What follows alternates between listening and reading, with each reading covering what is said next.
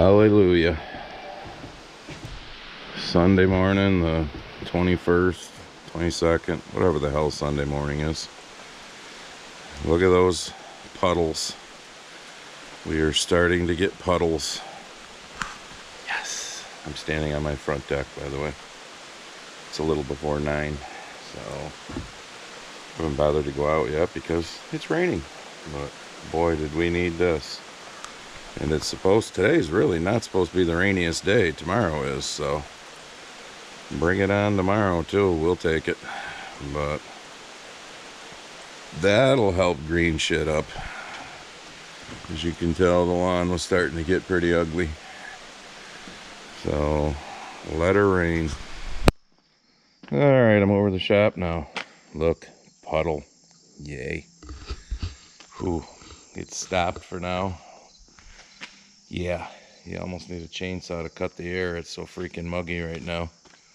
I did stop and check the rain gauge when I went over to the old dairy barn to throw some cat food down for the 2 wild cats that when they're here, they're here. When they're not, but we throw them cat food. So, and half an inch. So, and today wasn't really supposed to be the rainiest of the days. Tomorrow is. And then lingering showers into Tuesday. So we get another half an inch tomorrow. That would be sweet. I got a new sticker. Steve Ash, Angleside Farm out in Michigan. I love it. Sorry, Ron, I kind of got him on the edge of you a little. But here's my stickers on my beer fridge. That's me, of course. That's my tire guy. Rick's Tire, where I buy a lot of tires for vehicles, not my farm equipment tire guy. My big lions, not sheep. There's Jimmy. Yep. Says what it says. Check him out. Barn Talking. That's my live stream cohort. There's Mark. Patch of Heaven. That's just my Let's Go Brandon. Unapologetically American. IP Farms. That's Nelson. And there's one of my favorites. Yep. There's Ron, Rule Life is Ron, out in, I think you're Illinois, Ron, I can't remember. But there's my Mad Moose, one. There's Russ, Thomas Farms, out in Tennessee. Now, the majority of these people, like Nelson, IP Farms, Rule Life with Ron, Mark, Patch of Heaven, Russ, Thomas Farms, and obviously I just told you, Steve with Angleside Farm. They have YouTube channels. If you want to check them out, go check them out. So I did have somebody email me and said, do you do, sticker swaps if you have one? You want to send me a sticker? I'll put it on the beer fridge. When the front gets full, I'll put it on the sides. That gets full, I'll put it somewhere. I'll put it on the walk-in door or something. I don't know. And I'll send you a sticker. I don't care. But I told this person in an email, and then I can't remember your name, I'm sorry. And then they never replied back. But I don't do the, hey, I sub to you, you sub to me, we'll push each other's channels. No. I just showed you the people that have sent me stickers. If they have channels, go check them out. If you like it, you like it. If you don't, I can't make you like it. Just like I can't make you like this. So, and if you don't like this, then bye-bye. I don't care. So, all right. So, like I said, half an inch. Hoping for another half an inch over the next 24 to 48 hours, because an inch of rain right now towards the end of August would be really sweet with helping fill out the ears on the corn, add a little test weight. For those of you non-farmers, that's the weight of the kernels, the test weight. Fill out the bean pods so they're not little tiny BBs. Get some test weight there. That would be sweet. Yes, it would. Oh, and thanks to all the new subscribers. It's gone crazy. I don't get it. I mean, as of this morning, Sunday morning, 13,500 subscribers. When here, I don't know what it was, 2-3 weeks ago, we were at like 4,000. But if I don't answer your comment, I'm sorry. I do try and read them all, and I do try and answer as many as I can, but holy shit, there's a lot of them to answer now. But I love the the libtard ones. Some of those are pretty special, you know. The ones that, oh, I can't stand the politics, so I turned it off. Yeah, well, John, you've commented 11 times now, so I guess you're watching. Yeah, you know who you are. So, all right. Oh, and I feel the need, I have to show this because, you know, my last video about the electric company. Okay, I'm not going to turn the lights on because we don't want to waste electricity. Pay for money we don't, you know, need to pay for. But there's my generator, folks. You know, PTO-driven generator. Therefore, it technically is a diesel-powered generator. Well, it could be a gas-powered generator if the tractor you're hooking up to it is gas-powered, but mine are all diesel because I had a few really genius comments that, you know, one, Mr. Grumpy, you're not very smart, you know, why don't you get a diesel-powered generator and then you don't have to worry about the, you know, electric issues and blah, blah, blah, blah. And then there's these other people that just keep, you know, they keep talking about diesel-powered generators and all that. Yeah, that's going green though, right? Oh my God, you idiots. Do you even know what you're saying when you say it? Let's go green, but hey, get a diesel-powered generator in case your electricity goes out. Oh yeah, and don't forget all those diesel-powered generators that, you know, are running these electric power charging stations. And you know, the one person, well, you just they have a, and you'll know who you are, and if you're pissed off when I say this, obviously I don't give a shit. You know, you have a little diesel powered generator that you run your well pump with or whatever, and I should get one to run the grain dryer. Oh yeah, because at $5 or $6 a gallon diesel, running that 24 hours a day during harvest season is much cheaper than electricity. I mean, oh my God.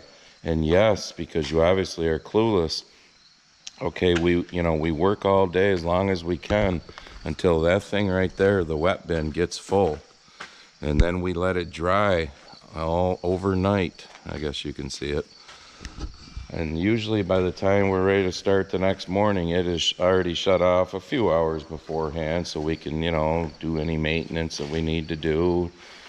Greasing the dryer, whatever. It's not 9 to 5, so it's not like we just, oh, let's just turn it on to dry for the day. You know, 5 o'clock we'll go have tea and crumpets or something. I mean, you want to make a comment, make an intelligent one at least, would you please? But there's our generator. We've owned one since, I don't know, I was a kid. My father had one because when you're a dairy farmer and the power goes out, guess what? You got to have power. We had an ice storm back in the, oh, when the hell was it? Anybody local that remembers the year, feel free to chime in. Early 2000s, I think we had a ice storm. Somewhere in that neighborhood. And our power was out for 8 days. The generator I had, actually before that one, that's how old that one is now, got hit by lightning and blew up, in plain English. And I had to run and get one. It was quite the trip too. My wife and I were driving through down trees on roads and everything, and we finally got one at our one John Deere dealer in Auburn. Brought it home so that we could do chores that night. So, but we ran a diesel powered generator because it was hooked to a tractor 24 hours a day for 8 days. Because you know what? The cows had to drink, so therefore we had to have power to make water go to the barn, not to mention the houses and stuff. So it's like you go greeners don't have a clue what you're talking about when it's go green. So all right, this is round 2 for the morning. It's about 10:30. Probably from the looks of the radar, it might last between a half an hour and 45 minutes. Nice, steady, fairly heavy downpour, but nothing, you know, not a gully washer like the ones we got back in May and June. So I'll take it. I was just getting ready to go out and grab the 6420 and pull it in here and start changing those outlets, but those hydraulic outlets. But I think I'll wait. Yeah. Not that it's a rush anyhow. I don't have anything to do with that tractor, so maybe I'll just I don't know, maybe I'll just not do it today. But this is awesome. So, I mean, it's coming fairly late, being we're towards the end of August, but it will help. It definitely will help the beans. How much help it'll do for the corn, like I said, some test weight probably. But like in that previous video where I did a little bit of a crop tour just in a few fields, I didn't go all over Hell's Creation, but, and you saw how bad the ears were tipped back inch and a half on some. Those will never fill out to the end. That is what it is. But if it helps plump the ear up and give it some more weight, what's there, that's good. So, but this will definitely help the beans, because as you saw in that video, beans were still making flowers, still making pods. So, and it'll help make those pods and fill them out, and it'll help really plump out the beans and the pods that are already there. So yeah, this is awesome. I mean, I know, you know, you're probably, some people are thinking, geez, what's he so excited about? It's raining. Well, as I've also told you in previous videos, Mother Nature plays a big role in us making a living out here. There's too damn many people in this country that think food just, you know, shows up at the grocery store, and they don't have a clue how. Just a quick little story on that, because I was thinking about that after I did the last little clip. When I mentioned we were dairy farmers, yes, I milked cows for 25 years. My dad milked cows before me, my grandfather, whatever. Sold our cows 11 years ago, I think it was, 10 or 11 years ago. Just didn't want to do it anymore. I'd rather concentrate on the crops. But there was an older gentleman that was around my dad's age, might have been a year or two older than my dad, that I remember, maybe 5 years before we sold the cows. He brought his grandson over, who was like 9, 10 years old, 8, 9, 10, somewhere in there.